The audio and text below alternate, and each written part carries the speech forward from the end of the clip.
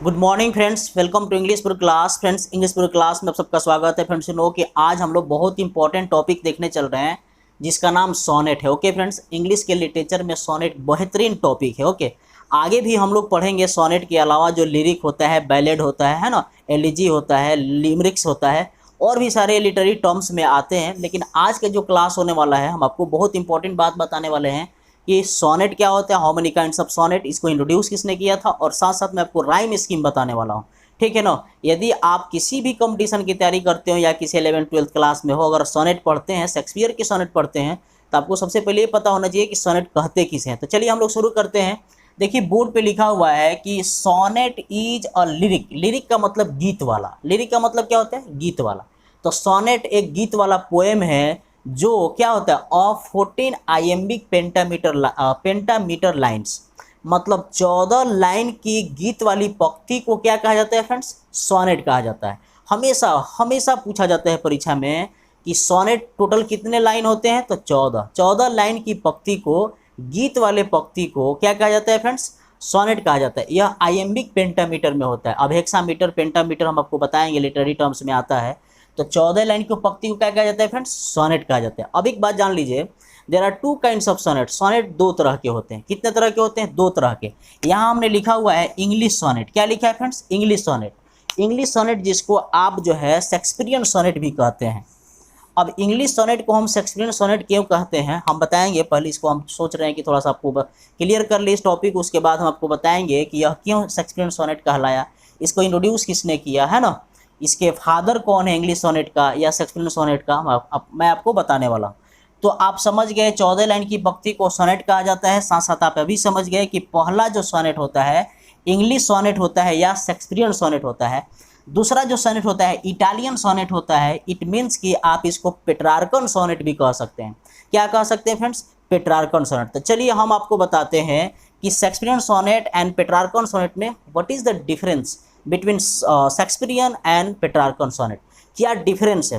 तो देखिए, Shakespearean sonnet की जो सबसे बड़ी खासियत होती है, इसमें चार चार लाइन की 3 ठो स्टेंजा होती है जिसको क्वार्ट्रेंस कहा जाता है। आप शेक्सपियर जो है, शेक्सपियर अपने पूरे लाइफ में 154 सोनेट लिखे हैं। शेक्सपियर के कोई भी आप सोनेट उठाएंगे तो देखेंगे उसमें चार चार लाइन की 3 पंक्ति रहती है। तो चार चार लाइन की 3 पंक्ति को क्या कहा जाता है? क्वार्ट्रेंस कहा जाता है। 4 लाइन की 3 पंक्ति, 4 लाइन की पंक्ति को क्वार्ट्रेंस, 4 लाइन की पंक्ति को क्वार्ट्रेंस कहा जाता है। उसमें जो है 2 लाइन की एक होता है जिसको कॉपुलेट कहा जाता है। हर टॉपिक पर यह क्वेश्चन आता है, हर परीक्षा में यहाँ से क्वेश्चन आता है। सोनेट कितने लाइन के कहा जाता है? शेक्सपियरियन सोनेट क्या होता है? और 4 लाइन की पंक्ति को क्या कहा जाता है? 2 लाइन की पंक्ति को क्या कहा जाता है ना? तो क्या कहा जाता है? कॉपलेट कहा जाता है। अब आइए हम बात करते हैं पेट्रार्कन सोनेट की। तो इसमें देखिए, इसमें दूसरी तरह की सोनेट होता है, या एक दूसरी तरह के सोनेट होता है। इसमें क्या है ना कि 8 लाइन की पहली पंक्ति होती है। आप देख लीजिए, आप यहाँ से यहाँ 3 और 2 5 और 3 8, 8 लाइन की पंक्ति को ऑक्टेव कहा जाता है। क्या कहा जाता है फ्रेंड्स? 8 लाइन की पंक्ति को ऑक्टेव कहा जाता है एंड 6 लाइन की पंक्ति को सेस्टेट कहा जाता है। बात समझ में आ गई? तो सोनेट क्या है, सोनेट कितने काइंड्स होते हैं, और सोनेट में क्वार्ट्रेंस क्या होता है, कॉपलेट क्या होता है, ऑक्टेव क्या होता है, सेस्टेट क्या होता है। समझ में आ गया? चलिए अब हम आपको बात करते हैं राइम स्कीम। यह अभी हम लोग बिहार टीटी के एग्जाम देने गए थे, उसमें आया था, है ना, क्वेश्चन आया था कि शेक्सपियरियन सोनेट का राइम स्कीम क्या होता है। तो देखिए, इसमें राइम स्कीम क्या लिखा है? A B A B.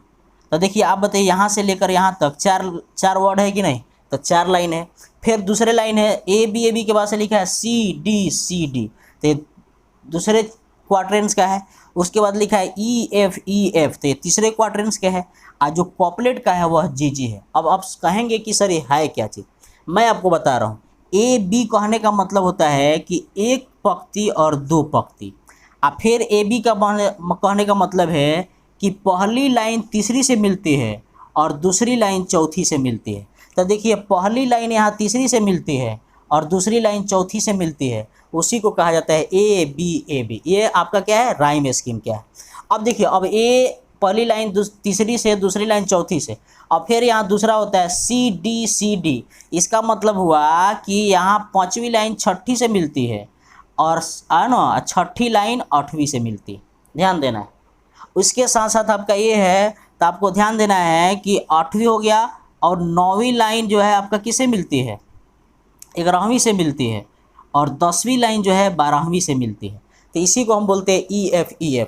और है ना, जी का मतलब हो गया लास्ट में जो 2 लाइन होता है वो, जिसको कॉपलेट बोलते हैं। जैसे आप शेक्सपियर का 116वां सोनेट मैं आपको दिखा रहा हूँ यहाँ, अगर आप बोर्ड पे देखेंगे, the marriage of true mind Shakespeare का एक सोनेट है जिसमें लिखते हैं, let me not be the marriage of true minds. तो माइंड्स है ना, पहला minds, admit impediments, love is not love. तो पहला में माइंड से और सेकेंड में लव है, तो आप इसको ए मानिए, इसको बी मानिए। अब देखिए, which alters when it alteration finds. तो पहला ए है, दूसरा लव है, फिर फाइंड्स है, तो ए बी फिर ए बी, तो ए और तीसरा लाइन। एंड इसके बाद लिखा है, और bends with the remover to remove. तो पहला है लव, दूसरा लाइन है लव, चौथा लाइन है रिमूव। पहला लाइन है माइंड्स, तो तीसरा लाइन है फाइंड्स। तो देख रहे हैं ना, माइंड्स और तीसरा लाइन फाइंड्स, तो ये ए बी इस तरह से आपका क्वाड्रेंट्स मिलता है। समझ गए आप। अब देखिए, आप शेक्सपियरियन सोनेट में जाएंगे, है ना, शेक्सपियरियन सोनेट का मतलब हुआ इटालियन सोनेट, जो इटली में हुआ, तो यह आपका ऑक्टेव है। इसी तरह से आपका लाइन मिलेगा। तो इसका राइम स्कीम है A B B A B B A, मतलब ए का लाइन, फिर बी, और फिर बी हो जाएगा, उसके बाद ए होगा, फिर ए होगा, बी होगा, अब बी होगा, ए होगा, ऐसे होता है। अब आपको सोनेट अगर आप देखेंगे तो आपको पता चलेगा। फिलहाल इतना जान लीजिए, आपको रट लेना है कि पेट्रार्कन सोनेट का राइम स्कीम क्या होता है, A B B A C D C, या आप कह सकते हैं CDE या CDE। ओके, तो ये आपका बहुत इंपॉर्टेंट चैप्टर है। अब मैं आपको बता देता हूँ, कुछ नॉलेज आपको मैं बता देता हूँ कि शेक्सपियरियन सोनेट क्यों कहते हैं और आपका पेट्रार्कन सोनेट क्यों कहते हैं। देखिए, शेक्सपियरियन सोनेट में कहा जाता है कि जहाँ तक शेक्सपियरियन सोनेट की सवाल है, इसको इंट्रोड्यूस करने वाले सर थॉमस वैट थे। कौन थे? Sir Thomas VAT. ओके, यह 16वीं सेंचुरी में इन्होंने क्या किया था, इसको इंट्रोड्यूस किया था। यह बहुत बार परीक्षा में आ चुका है क्वेश्चन कि शेक्सपियरियन सोनेट को इंट्रोड्यूस करने वाले कौन से थे, सर थॉमस वैट, 16वीं सेंचुरी में। और दूसरी बात है कि चूंकि शेक्सपियर ने अपने पूरे 154 सोनेट में इस राइम स्कीम का यूज किया हुआ है, क्वाड्रेंट्स का, और सबसे ज़्यादा अगर कोई राइटर फेमस किया तो शेक्सपियर ने किया, इसीलिए इसका नाम पड़ गया शेक्सपियरियन सोनेट। समझ गए ना। अब चलिए, आप जो है पेट्रार्कन सोनेट समझ गए, राइम स्कीम समझ गए, इसके साथ साथ आप जो है ये भी समझ गए कि आपको कॉपलेट क्या होता है, क्वाड्रेंट्स क्या होता है, ऑक्टेव क्या होता है, सेस्टेट क्या होता है। अगर आपको कोई दिक्कत है तो बताइए फ्रेंड्स। फिर से मैं एक बार रिकैप कर देता हूँ। सोनेट क्या होता है, 14 लाइन की पंक्ति को सोनेट कहा जाता है। सोनेट 2 तरह का होता है, शेक्सपियरियन सोनेट, इटालियन सोनेट, जिसको पेट्रार्कन भी बोलते हैं और शेक्सपियरियन भी बोलते हैं। शेक्सपियरियन सोनेट में 4 लाइन की पंक्ति होती है, 3 ठो और 2 ठो होता है, इसको क्वाड्रेंट्स बोलते हैं, इसको कॉपलेट बोलते हैं। पेट्रार्कन सोनेट में 8 लाइन की पंक्ति होती है, ऑक्टेव बोलते हैं, और 6 लाइन की पंक्ति को सेस्टेट बोलते हैं। इसके साथ साथ आप राइम स्कीम समझ गए, A B C D E F G G, है ना, ई एफ जी जी, इसके साथ आप ये समझ गए।